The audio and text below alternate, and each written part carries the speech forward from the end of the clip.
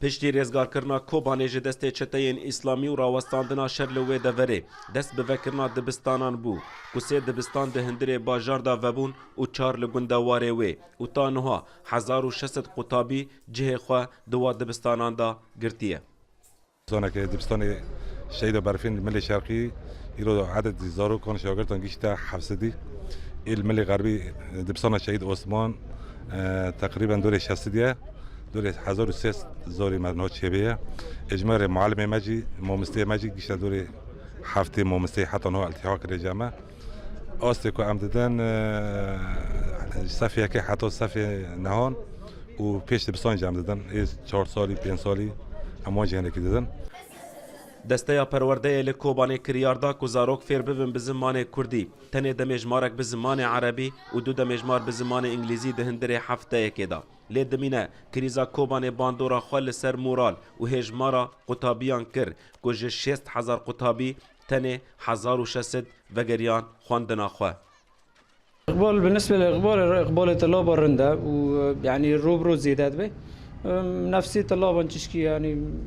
سر و مأساتي تشيبوي سر حربي تشيبوي النفسي وان بربي جرجع حتى فجرن بينابره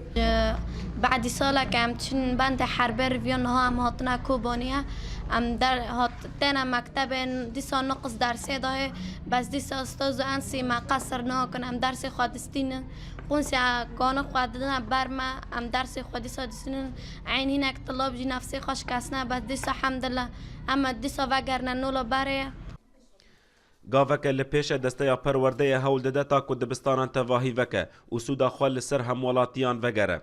Ta niha alîkariyan dide qutabiyan lê hêjayê gotinê ye ku tevahî mamosteyên zarokan fêr dikin bêderav dixebitin. Mamostê me ê fermî resmî 440 mamostê me vana niha qismek hatin iltihaq kirin بس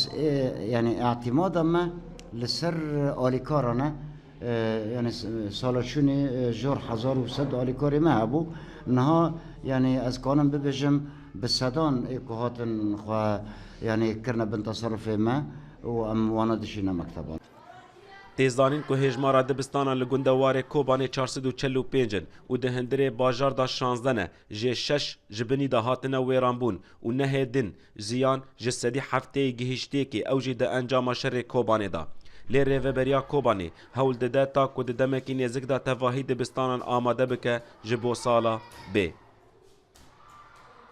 Desteya perwerdeyê li Kobanê hewl dide ta ku zarokan tevahî hembêz bike di hundirê dibistana da ku bêhtirî 6000 qutabî li dibistanên Kobanê fêr dibûn. Lê ew hewcedarî alîkariyeke herî mezin ta ku dikaribin nefşekî bi tevahî xelas bikin. Welat Bekir, Orient News, Kobanî.